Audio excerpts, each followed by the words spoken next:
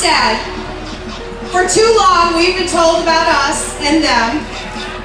In every election, we see a new slate of arguments for us and them,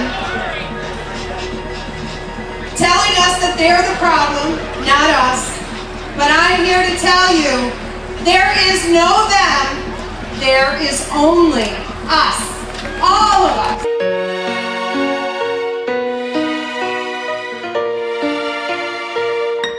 Hey, it's Corey for Cleveland Pride, and I'm sitting here with Representative Nickie Antonio. Welcome.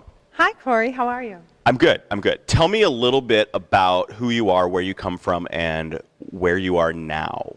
Why should people know your name other than that you look fabulous in purple? Oh, well, thanks. How long do we have?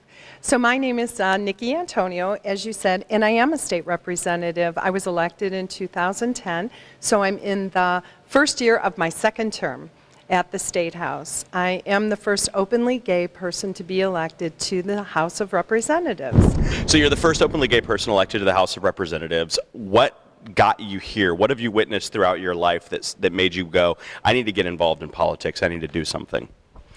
Well, I was a teacher, and I also ran a women's center, an outpatient chemical dependency program for women called the Women's Center of Greater Cleveland in the 90s. And what I learned throughout my life is that public policy affects our lives.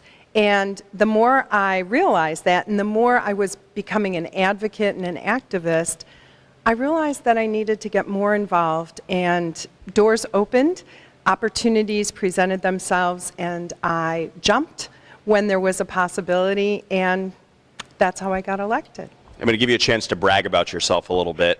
What specifically would you say that you've done or contributed to that has helped the LGBTQ community?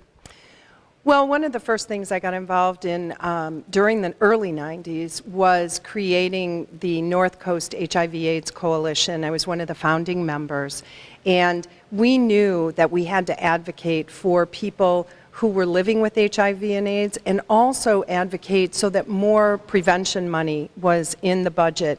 Because in the 90s, there was no money in the budget. There were no funds coming from the federal government. It was all new. And so we got together and worked in collaboration rather than competitively to be able to say, we need support, we need funding. We were able to get $1 million in funding from the city of Cleveland, and we were also able to establish the initial funds that came through the Ryan White program. So I'm very proud of that. It was a group effort. We worked very hard together on that.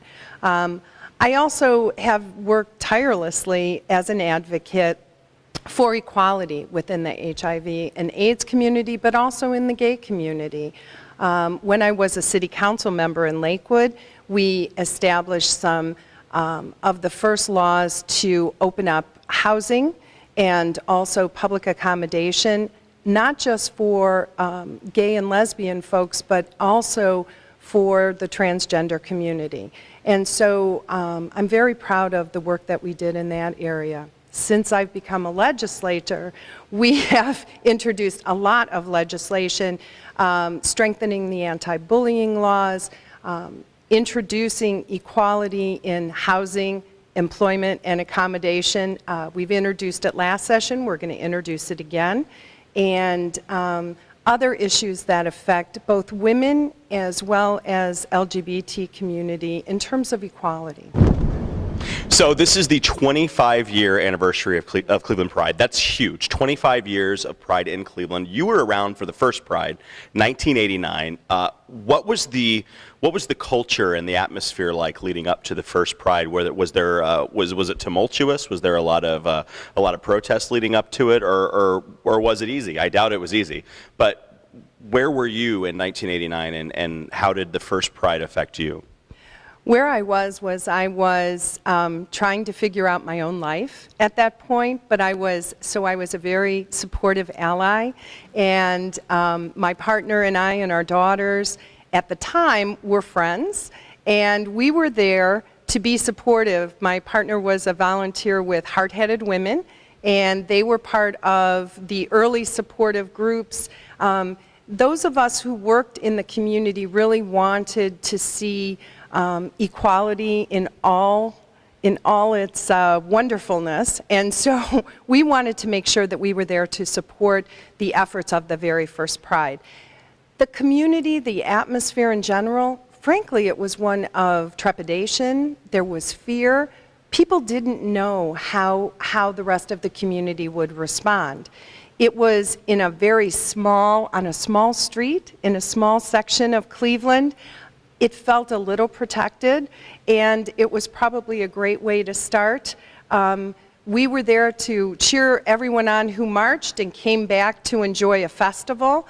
And I can say that what I felt like was I was incredibly proud of the people that took that risk, that took the step. Years later, my family and I did the same thing.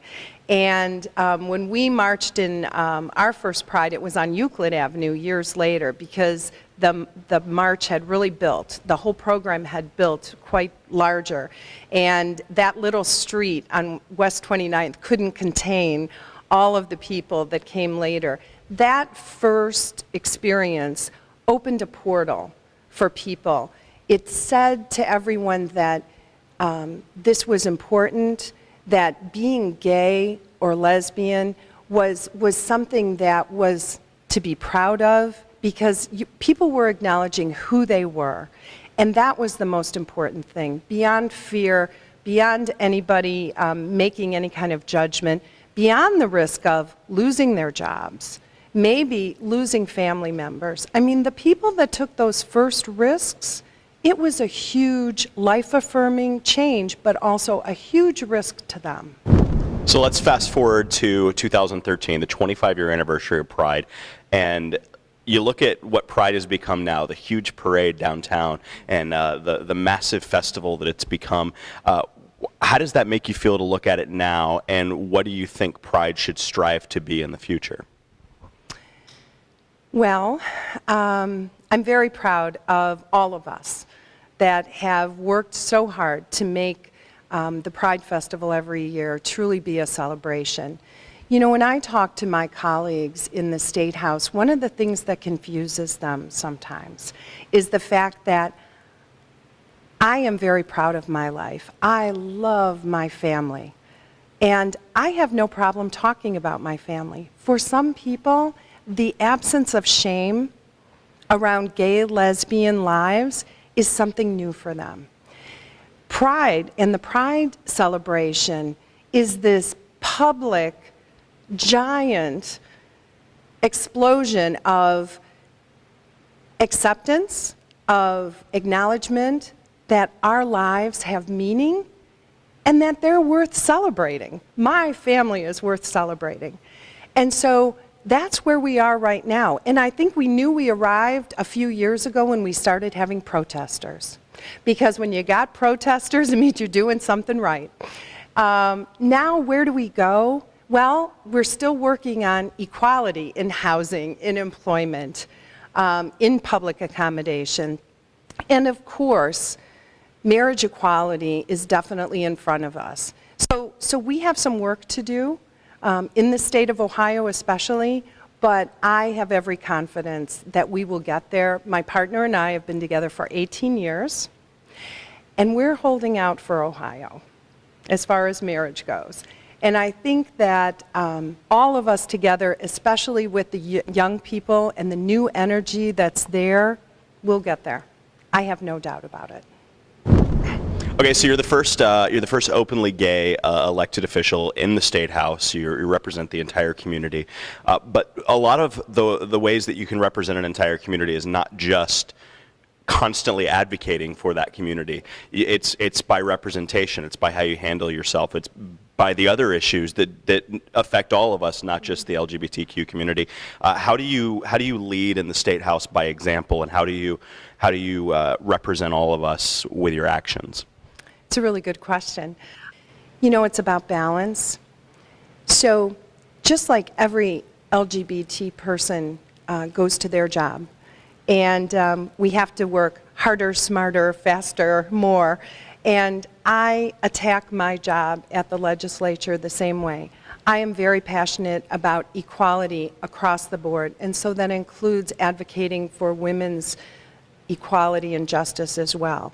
It means really working for our teachers, for quality education, for jobs, for everyone in our community, and the district that I represent.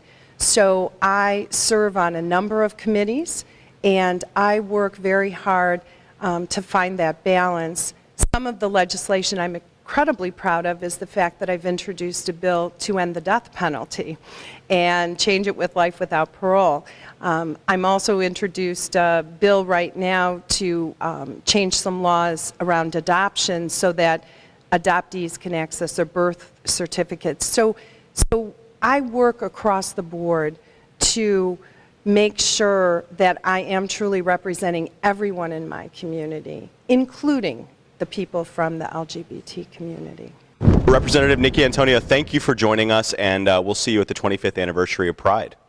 Well, I can't wait, and thank you so much. This was fun.